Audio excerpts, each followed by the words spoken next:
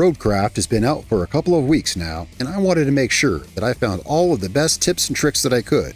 So, after 130 plus hours of Roadcraft, here's everything that I wish I knew right from the start.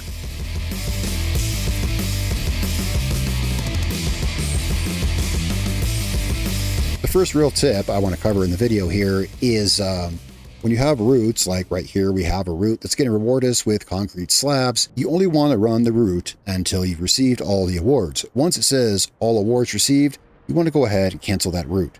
Right here we've got a route for concrete slabs, and you can see once you click on it that it gives us 4 per truck. So that means it's going to run this 15 times. Once it runs it 15 times, then it'll say all awards received. And what you want to do is you want to go ahead and just cancel the route. Because if you just let your routes run, then they're going to keep running. Eventually, one of them's going to fail, and you're going to get, especially as a lot of them intersect and cross over and use the same roads with one another, eventually one's going to fail. You're going to get that annoying thing in the top of your screen that says route failed, and then you're not going to know which one failed.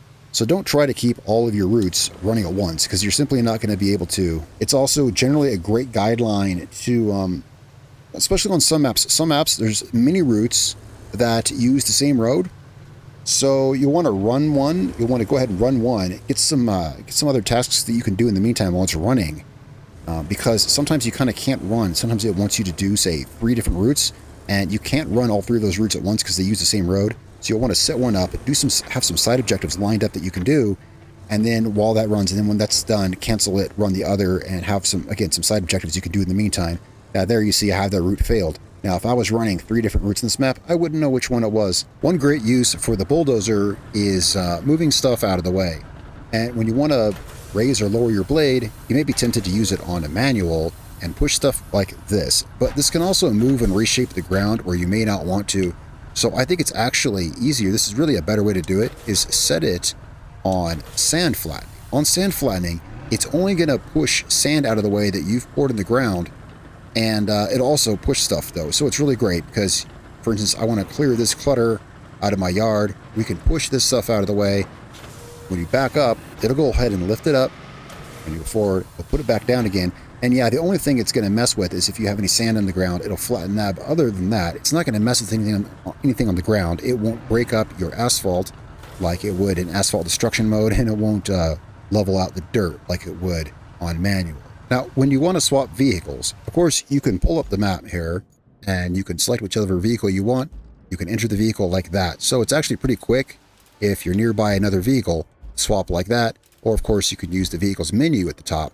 But there's actually, and you can select from the list here, but of course, there's actually a much faster way. If I just want to swap from this vehicle to the tree harvester over there, and I don't want to go to the map, what you can actually do is push the button for the map and hold it. Instead of just pushing it to go to the map, hold it. And there at the bottom of the screen, you can see all the nearby vehicles, and it lets you toggle between the vehicles. If you didn't know that, instead of going to the map and selecting the other vehicle to hop in it, although that is quick, you can just hold select, or whatever your map button it is, and toggle really quick between vehicles like that.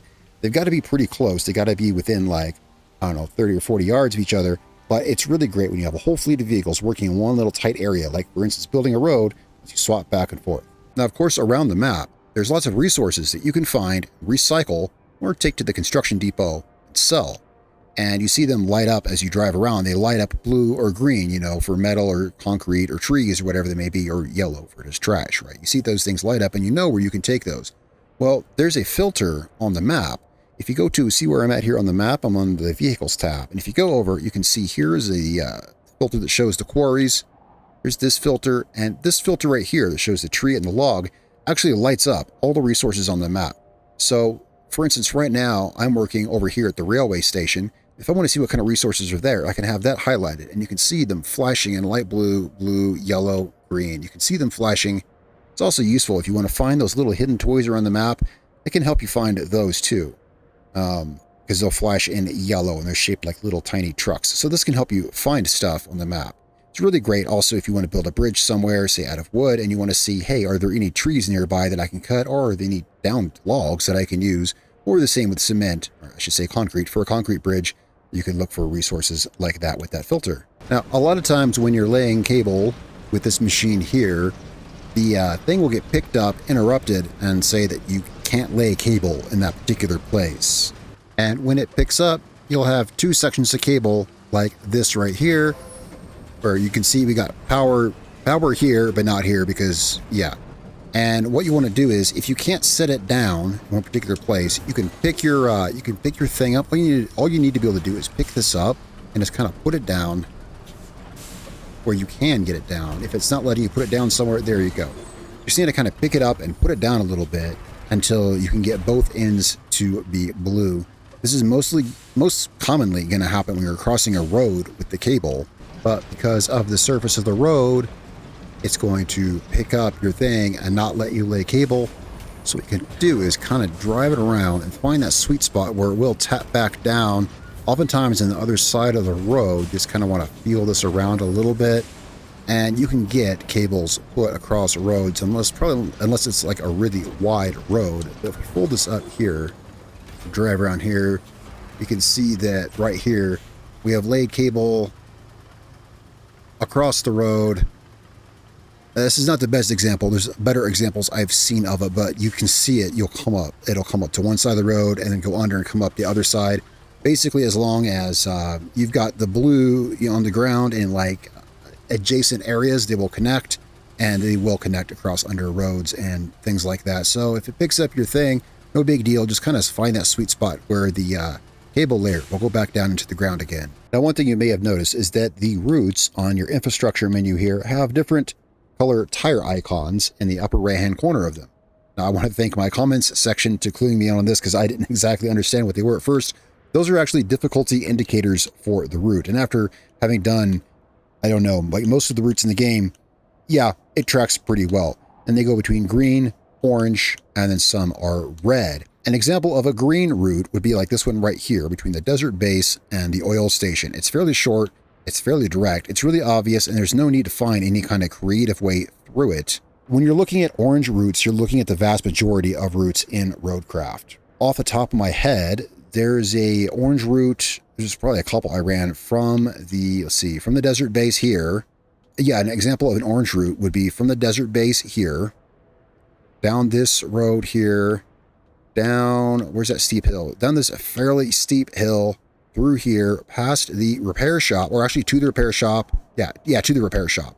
And then there were some orange routes. There's maybe two that ran from the repair shop, requiring you to build this bridge across through here and up to the steel beams facility. That would also be an orange route. Requires you to get a bit creative, you see, finding ways up through this broken fence into here and things like that. Orange routes generally are going to be longer and require you to be a little more creative. Red route, I'll give you a great example of red route, and they're oftentimes the final routes on a map. So a great example of a red route would be one that takes you, like for instance, there is one that goes from the concrete slabs facility, and you can probably try to find a way to run it across this canyon, but good luck with that. I ended up running it all the way around here and then back to over here. There's a lot of times the final route on a map will be a red route, and it's going to be oftentimes a one-time only. Those are actually kind of fun, one-time only routes. So there's that you could count that as a different difficulty. They'll say in the bottom of the route when you select it, it'll say one time only instead of amount of stuff per vehicle. And those are fun because you can just follow the vehicles through it, and if they get stuck, just kind of push them out, right, and just baby them all the way through. Some of those will be on the maps as well. So that's kind of the rundown on difficulty. Keep an eye on that, and it'll give you a little guideline there. Now, a lot of times when you're making roads, at least for sure, when I first started making roads, I wanted to make sure they were perfectly flat. And so sometimes I would run the grader over the road several times in both directions, trying to get it as wide and flat as I could. However, in doing that, you're actually going to create more bumps than you would otherwise have. So this tip is simply one pass is best for roads. Here is a road I paved here in a video from a while ago when I was pretty new to the game. And you can see these ridges running up the road. It's because I was trying to make the road perfectly flat. And so I ran the grader up and down in different directions, trying to make it wide and flat as possible. But when you do so, the blade on the grader actually does, of course, move and shift around the sand with each pass. And you'll end up getting ridges in the road that you won't be able to get out. And these could actually cause some traction problems with the trucks on the route. So yeah, when you're making roads, you're best going with just one good pass where you want to go. However, I should mention that's for making your own roads. right here where we're at right now, this is a road that they have you make. And these will always come out perfect. This is an assigned road that was made to be built here. And I made this at the same time. I also made this with several passes, and I was swerving all over the place, and I didn't know how to handle the equipment well yet. But the point is, on these automatic or automated, the roads that you're supposed to build, when you finish it, it automatically straightens it for you. So roads like this that are part of the infrastructure that if we pull up, you know, these are placed here, you fill the thing, and they will always be good. So this tip is just concerning roads like I showed you. That look at this. I put this road here because I needed to move some trucks up the hill and it was too slippery, so I built this on my own. So when you build roads freehand, yeah, just use one pass and hopefully you will end up with something like this here. Now for this tip here, I also want to give another thanks to the comments section of my videos because they helped me with this one. I didn't notice it. I was making a video up at a particular crane, this one right here, which doesn't turn very well. Some tracked vehicles don't turn very well. Notice as I'm turning, it's just stopping one track and it just kind of skids. It doesn't turn very well. Well, all the tracked vehicles in the game have a mode where if you let off the, if you don't touch the gas pedal and just turn it, the tracks will operate in opposite directions. Maybe a lot of people figured it out. Maybe some of you didn't. I didn't figure it out until someone told me because I was trying to drive it like a car, which, yeah, now if you practice this, you can get so that you can let off the gas, turn it, and get back on the gas, and you keep going, and you can actually kind of keep some momentum with it. So although this crane doesn't handle very well, this and some other vehicles, though it may not handle really well when you're holding on the gas, if you get it going down the road, you can kind of let off the gas, kind of turn it a little bit, and then get back on the gas and kind of keep it going. Now, turning it in place like this will allow you to turn it, and you can also do it in reverse too. If you get it in reverse and then push it, it'll actually turn the opposite way that you're... There we go. I'm actually holding left on the stick right now, but it's turning right because I have it in reverse. And yeah, so if you, keep in mind that if you were previously pushing either forward or reverse, it'll keep going in that direction with the tracks. So that tip right there is very simple. Turning tracked vehicles in place, and I think all of them will turn in place like this. On some things like cranes, you might find it faster and more convenient to turn the whole vehicle rather than just turning the top. Now for this tip, now of course you know that we have this equipment transporter vehicle here that you can drive other vehicles up on and transport them with. But did you know that if you're in this vehicle, you can actually use its winch to pull the other vehicle up on it, and this way, well, you just attach the winch and you pull it as if you were driving a scout vehicle. This way you'll get it up on the platform with no problem, no sliding off, and you'll get it perfectly centered. I then just swap to the other vehicle, make sure that my brake's on. Yeah, brake is on, and you're good to go. That goes with all vehicles except for the very heaviest. Some of the super heavy vehicles, such as, for instance, maybe an asphalt paver, sometimes just won't want to pull up there, and it's easier just to drive them up there. In that case, you can use low gear and go slower and have more control over your vehicle so that you get it nice and centered on the equipment transporter truck. For this tip, as you know, you can go to the vehicles menu and use the selection here to select the sand quarries filter, and you can see quarries where you can draw sand from on the map in the yellow circles. Now, what you may or may not know is that this right here, for instance, this area is a sand quarry, but it's white because it's inactive. Did you know that you can hover over it, press, in my case, for Xbox controller, press Y to activate the quarry, and you can use gasoline, which you have gathered from completing missions as a reward. Notice up in the corner of the screen we have 19. You can spend 3 of those to activate that. And now this area here, you're able to use as a quarry. If you didn't know that and just starting out, that's a great way. Usually look for that whenever you're creating roads. When they ask you to pave a road, it's almost always within a quarry area or an area that you can activate a quarry. So always have a look and see if there's a white circle like this on the map. See, this is an earlier map that I did in the game before I knew this. You can come here and just activate that with some excess gasoline that you may have. In this tip, I'm going to show you how to get through some of these routes that you want to run faster. Now, any given route, the route we have highlighted right here is a short one that we're going to use as an example. From the harbor base to the harbor gas holders down here. It's one of the later routes that you'll run on this map here. And I'm going to show you how you can run the trucks in quicker succession. And we've already received all the rewards, but let's just go ahead and dispatch the vehicles. Let's pretend as if we're still doing this route. So this truck's going to run through he's going to complete this route. And then when a truck completes a route, I just noticed, did I just start that at some bad timing? Oh, man. Commentator's curse. I started the video recording at the exact improper moment. Anyway, he is going to finish this route. And then after he finishes the route, there's going to be a delay. There's always a delay after the truck finishes before another one can start. What we're going to do is we're going to cancel the route. And then by hitting dispatch vehicles, you can immediately start another truck. I was going to wait for it to finish so I could show you that, but there's no need because that's what you're going to do. Once this truck gets to the end, you could hit cancel and then as dispatch, send another truck. I confirmed this in an earlier video I did on the channel here that it does actually work. I did it on a route that had rewards remaining and we waited till we got rewards. I canceled the truck, sent another one, and it does count. So that lets you kind of exploit, I guess, and avoid the delay that's usually caused in between the two trucks going. And there's another trick you can do with that as well. Now, notice that this route here is sending out vans every time. Let's cancel that. Let's dispatch again. This route here is sending out vans every time. But some routes do send out random trucks. I first started noticing this on the Sandswept map. On the Sandswept map, I had at least 2 or 3 different routes which were sending random vehicles. Sometimes it was a semi, sometimes it was an off-road truck, sometimes it was a pickup truck, actually. It was sending out random vehicles. And sometimes some vehicles take routes better than others. For instance, semis can't go off-road, and sometimes other trucks just take turns weird.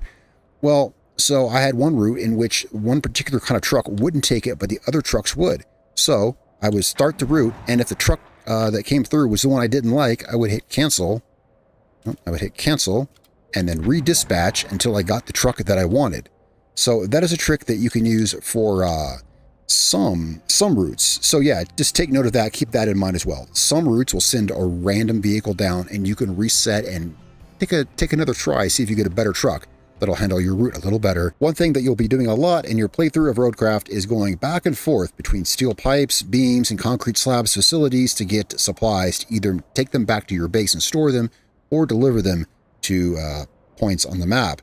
And so one thing you're going to be doing is either driving a crane around a lot or using that little crane truck, the mule, to so it can load itself and take the stuff. Well, one really good convenient little tip here is do what I did here. I got a crane that I'm not using. This is a rusty variant of a crane, which I no longer use, and leave it parked here. Here on the Sandswept map, I have it parked at the steel beams facility, which is right by the steel pipes facility. They're just up and down the hill from one another.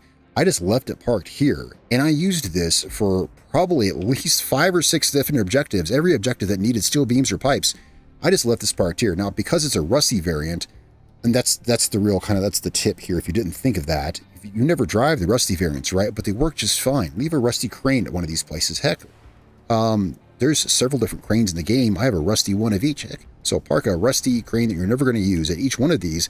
That way you can use the good trucks. You don't have to use the silly mule crane truck. You can use a big cargo truck, pull up here, and you already have a crane parked to load it and then just take it to your destination.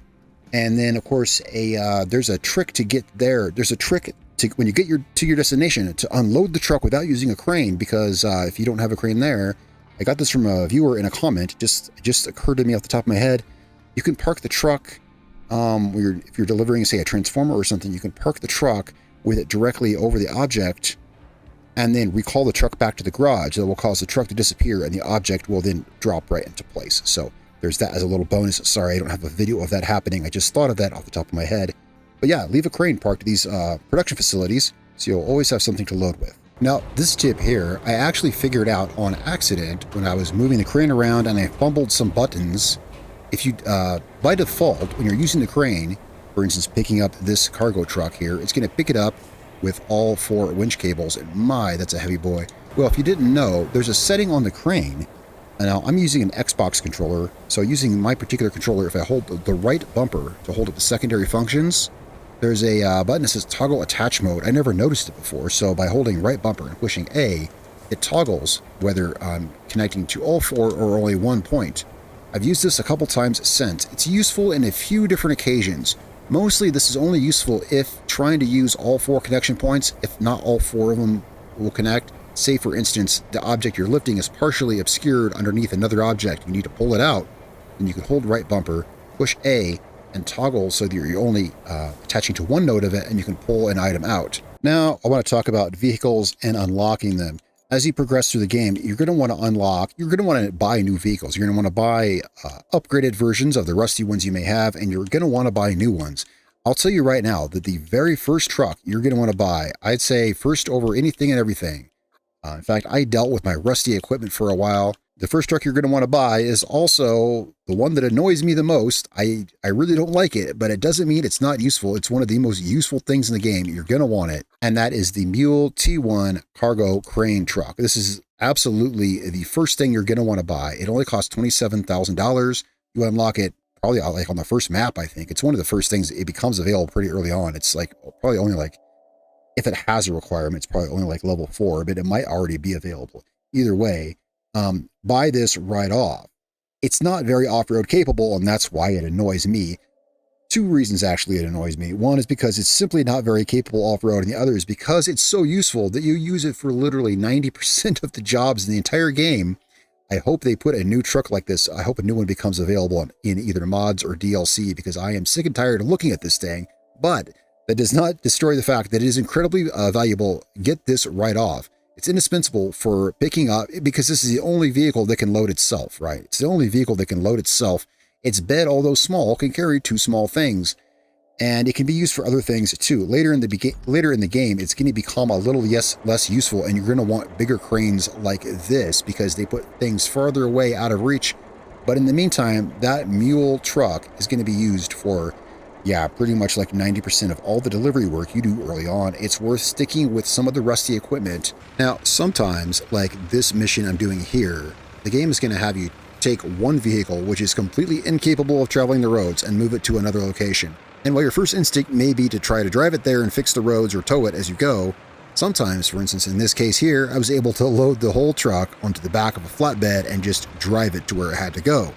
That's one cool little trick. Always keep that in mind, that if you have to move a vehicle from one point to another, it doesn't mean you have to take it there under its own power. There's another way you can do that as well. For instance, in this mission here, I had to move this vehicle down this road, had all these rocks on it, and you know what? Sometimes, instead of moving the rocks one by one, it might be easier to just use a crane and just lift the entire vehicle up and over the obstacles. So for this tip here, we have, when you have to move a vehicle from one point to another, remember that it doesn't mean it has to move under its own power. All right, and finally, and this tip, don't build bridges like me. Be less stingy with your materials, or you'll end up with a bridge like this. So, oh, and that can happen. See, that can happen. We'll just move that to the outtakes. Anyway, yeah, so when you're building a bridge, don't just make it from point to point. Make it overlap a little bit. You get stingy with your resources and it won't go all the way. I didn't think that could happen, but FYI, if you were wondering, yes, it can happen. So what we're going to do is we're going to go, delete bridge. We're going to delete this bridge. And notice, yeah, I had some concrete slabs there on the end to try to help. Anyway, when you build a bridge, leave it some room to overlap. Don't just build it to the bare minimum. Overlap it some and make sure that you have a surface to drive across. To be fair, when I did this, the preview showed it wasn't going to go all the way. The preview showed it slamming into that. But I said to myself, no, surely it'll autocomplete and make the bridge.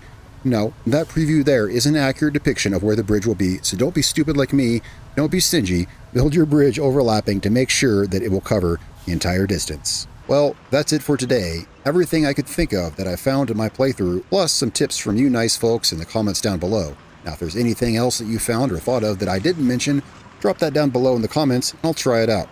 Thanks guys, I'll see you next time. Don't forget to subscribe and follow along for more. I'll see you guys tomorrow. Peace out.